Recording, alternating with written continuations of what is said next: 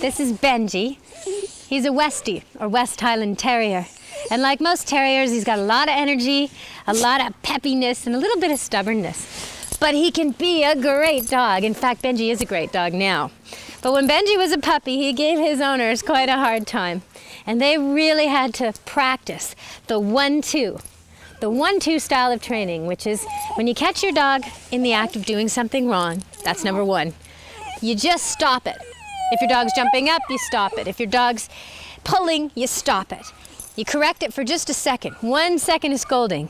And then, this is the important part, then you get to the 2. So you spend a second showing your dog what he's not supposed to do, and then right away you go to number 2 and you spend minutes showing your dog what he's supposed to do. So in Benji's case, that means if he grabbed the laundry, he'd get 1 second of scolding for that, and 2 minutes of play with a ball. If he was barking, he'd get 1 second of scolding for that, and 2 minutes of cuddling for being quiet. And it worked. Benji's a really good dog now. So if you've got a dog who's got bad manners or bad habits, you've got to remember to replace the bad habit with a good habit. If his bad habit is running around and pestering you and nipping and yapping at your feet, then the good habit should be heel. If the bad habit is begging at the table, then the good habit should be go lie down. If the bad habit is stealing items that he's not supposed to have, the good habit's go get your toy. And all you do is you spend 1 second controlling, get your dog on a leash ahead of time, control him away from the thing he's not supposed to do for 1 second, and then right away get him playing and doing the thing he's supposed to do. Before long, your dog will be a good dog, just like Benji. Good boy, Benji. No is the most overused word in dog training. Most dogs understand exactly how to pester you, but they haven't got a clue how to please you. Make sure, if your dog's name happens to rhyme with no, that you change it a little bit or you change the way you say it. For example, a dog named Juno would be much happier called Juna or Juno. And a dog named Bo would be delighted to hear his name called Bobo, or better yet, Bubba, giving him no reason to think he's in trouble, no similarity to the word no. If you adopt a dog who shrinks at the sound of its own name, then change it and free him from his old bad memories. When you do say no to something, make sure you follow it up by saying yes to something else right then and there. Replace your dog's bad idea with a good idea. For example, no barking must be followed up by quiet, good boy. No nipping is followed by get your toy, with more time and fun spent on the good habit than the bad, more time on the yes than the no. A lot of people complain that their dogs nip and bite and steal things. And oftentimes their dogs seem to steal things when they're most likely to get caught. Your dog will run through the living room with the laundry or grab your shoes just as you're heading out the door. That is a sure sign that you're giving your dog too much attention for the bad stuff and not enough attention for the good stuff. So all you have to do is, first of all, take control. If you can, eliminate all these opportunities to steal and take the things they're not supposed to. And when they do get away with it, ignore them. I know it's tempting. There they are running around with your very expensive shoes or your newly folded laundry, but you've got to turn the other cheek and walk away. Don't give in to the game. Make sure your dog knows that grabbing laundry is boring. Grabbing shoes is no fun. Do whatever it takes to show your dog that the game is with the dog toys. The game is with the stick, the ball. Get the stick, get the ball. What I like to do is just leave the dog, walk to the other side of the room and grab a few dog toys and juggle them.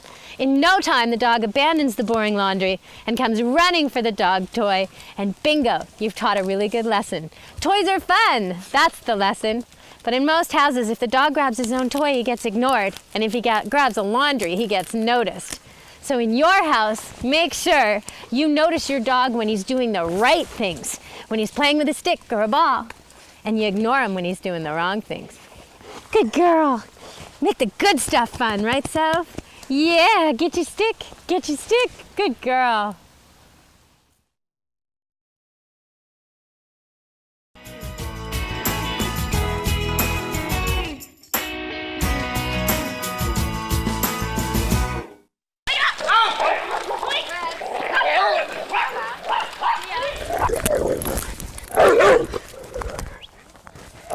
This is Jade. And Jade has a long history. She had 8 homes in 1 year. So she's quite a handful to work with. Very good. And working with her with all these other dogs around is extra challenging, but it's also extra important. I need a dog who will listen to me no matter what else is going on. She and I are together in this, and I have to establish my commands with her when there are distractions. So if you're working with your dog, maybe your dog chases bikes or rollerbladers, or maybe your dog is tempted to disagree with other dogs and you want to get him over the habit, what you have to do is stage that very conflict at a distance. And when your dog is relaxed and easygoing with it at a distance, then get closer and closer until he can handle it no problem. If you need to, back up, but always end positively, peacefully on success. And I'll show you what I mean with Jade. I'm going to start to walk her around a little bit, and I don't expect her to love every dog here, but I expect her to heel with me respectfully as I walk around the circle. Jade, heel. So just pay attention to your own dog, pet your dog, just pay attention so we don't get too much focus on Jade, because most of your dogs are going to be a little bit afraid of Jade. And I keep my body between you and her.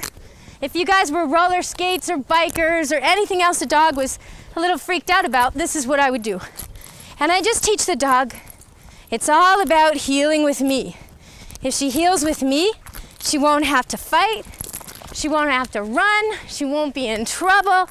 None of these bad things that happened to her in the first year are even happening. All she has to do is heel with me, and you'll see her calm right down. She may even make a friend.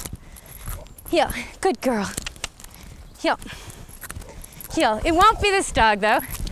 Some dogs don't get along with each other, and you can't expect the impossible. So we're gonna work on this side of the circle. Jade. Jade, heel. Atta girl, atta girl. Good girl. That's a nice heel, Jade. That's very nice. Yes, are they playing ball there? I know, I see that. Good girl. Good girl, Jade. So I keep it on heel. The focus isn't the other dog, even though Jade wants it to be. It's just on heel. And if I need to, I can go further away. And if I want to, I can go closer. As long as I remind her, heel. I'm not yelling at her. I'm not giving her any pain. The way this collar is set, even on the tightest setting, it doesn't actually choke her, as you can see. I can still slip my hand under there. It just makes a noise, which reminds her that I'm giving her a command. Good girl. Jade, heel. Jade, heel. So by keeping it all about heel, Jade's mind is busy healing with me and not busy thinking about all these other dogs. Good girl. So now I've taught Jade, if she heals with me, she's not in trouble, everything's okay, she doesn't have to fight this dog, it's not about that dog, heel, heel. And I give her little reminders so she hears the jingling and she knows, heel, good girl, heel, good girl. So I had to veer her off a little bit. We'll do a little more distance, but it's way better, way, way better. This we can work with. Heel. Heel and come and sit are your commands that you use. So when your dog knows them really, really well, you can use them in times of trouble when you need them. And it's easy for your dog to understand how you expect it to behave to get through something that's maybe a little stressful for your dog. Right now, Jade's just learned she doesn't have to fight this dog. And she's pretty happy about it. Come on, Jade. And I'm sure Nola's pretty happy too. Dizzy's nature means that she'll react to anything. And if I don't give her a lot of directions when she's tempted, she'll act aggressively. So what you're about to see is Dizzy acting on her own instincts without any guidance from me. And what you'll see is some pretty nasty attack behavior from good old Dizzy girl here.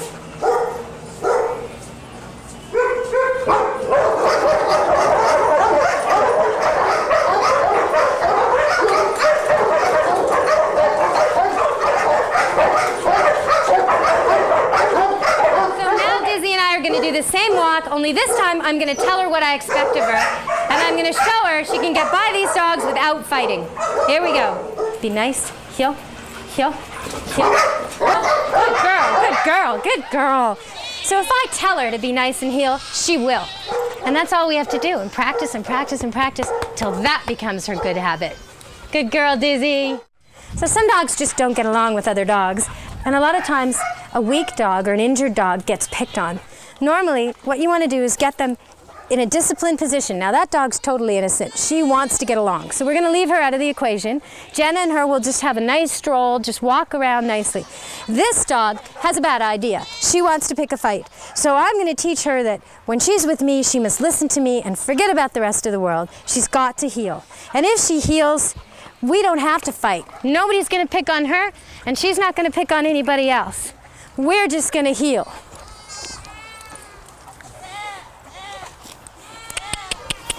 Yep. Good girl.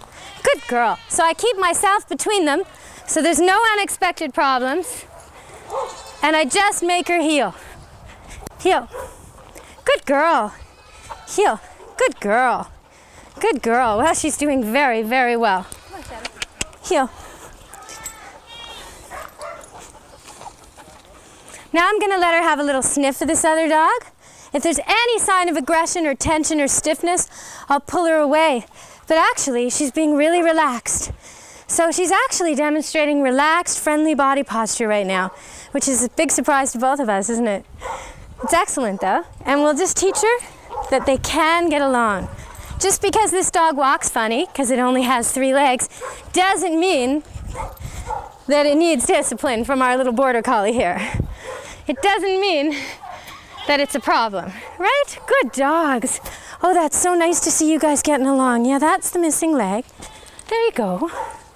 There you go. Just keep them moving. Well done. Good girl, Dizzy. I'm so glad you got over this with Shadow. Well done.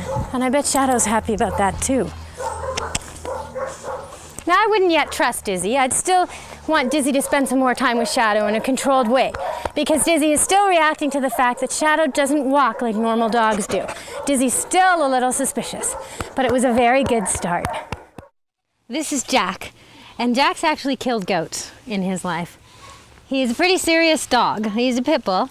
He's got a really sweet nature when it comes to people and kids, but he can be really aggressive when it comes to animals. So I had to walk him muzzled at first and on leash around the goats over and over and over until he learned that what I want from him is calmness and peace, and then he's got no choice. And he's just recently got to the stage where he can be loose with the goats with a fence between them. So we're getting there. We're working on it. Now Jack has a bad habit, which his owner thinks is funny. But sometimes we have dogs that pick up bad habits along the way, and we've got to change them. Jack's bad habit is he loves to grab your hand in his mouth. He loves to nibble on your sleeves and your hands and things like that. Now, that may be an okay habit in certain situations, but it can be pretty scary. If he does this to someone who doesn't know him that well, they'd be terrified to have a pit bull come up and gnaw on their fingers. Or if you've started a habit of rough play with your dog or tug-of-war, and now all of a sudden you're expecting kids, you're going to want to change that, because kids can't handle what grown-ups can, and other kids' parents certainly don't want your dog roughhousing and being too aggressive or too strong with their kids. So if you've got a bad habit like that, you've got to change it. And even though the dog thinks it's a game, when he does it, ignore him. Give him nothing. Walk away. Show him that we don't play that game anymore. If it's tug-of-war, let go of your end. Pick up a different toy. Teach your dog that from now on, we play fetch. We play games that don't scare anybody. Right, Jack? Oh, he's such a nice dog. Good boy.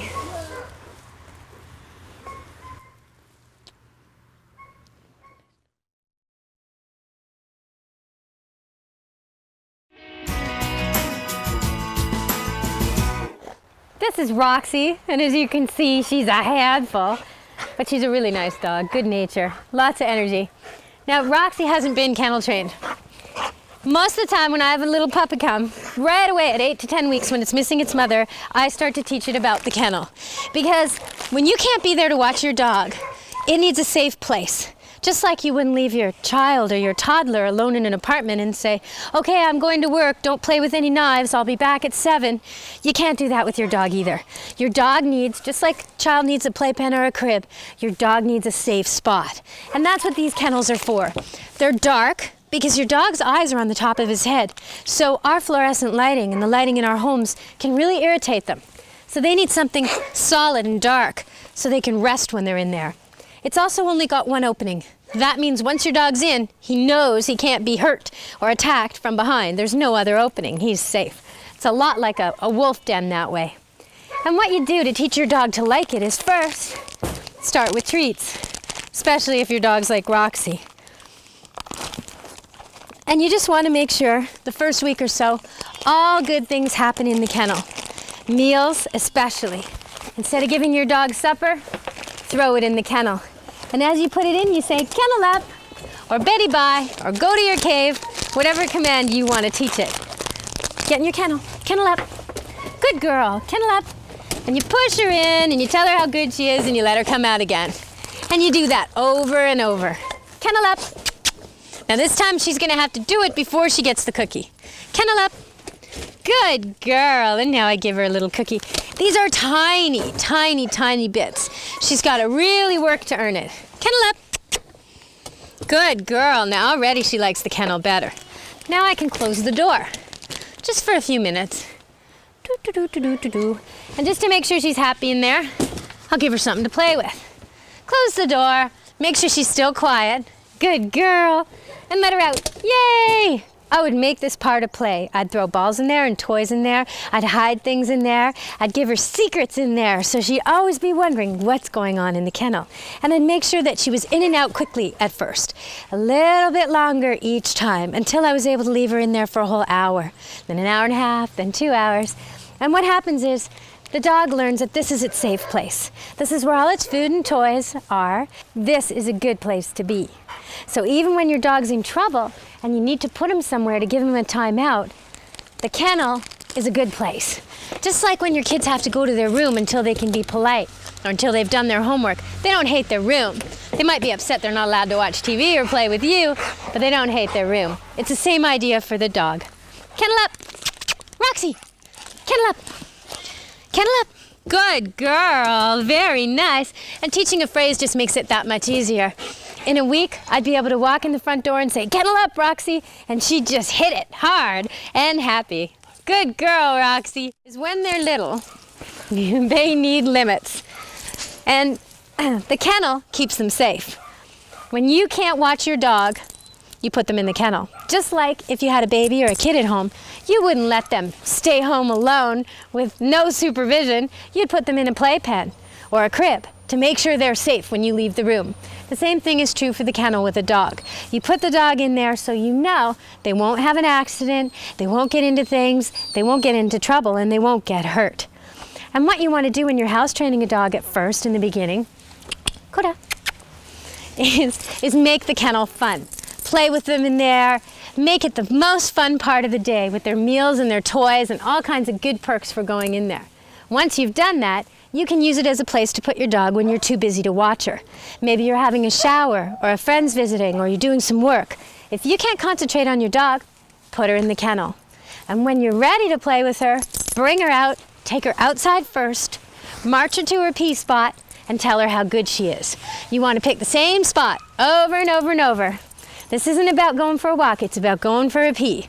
You go to the pee spot and you praise her and you say, Pee-Pee, good girl, and you tell her how wonderful she is and you really enjoy it. Because that way, she learns that you like it when she pees outside. You love it when she goes on these little pee walks for you. And what'll happen is your dog will start to save it up, save it, so she can show you how good she is and pee where you want her to pee. And that's what you want. Anytime you can't pay attention to her, you can either tie her to your waist or close the door so she's in the same room with you. Or if you can't do that, put her in the kennel. And when she comes out of the kennel, the first place she goes is outside to the bathroom. Once she's done that, then she can come in and play with you. And you'll find it won't take long at all to house train a dog. If you really make it happy and fun when they go outside, they'll want to go outside. Right, Coda? Oh, yes. Oh, yes, good girl. Coda, Coda, Coda. To avoid separation anxiety and the destruction that goes with it, make sure you leave your dog alone at home in his kennel when you first get him for at least 15 minutes several times a day. Gradually increase the amount of time you are away until he learns that you will always come back and he no longer fears being on his own.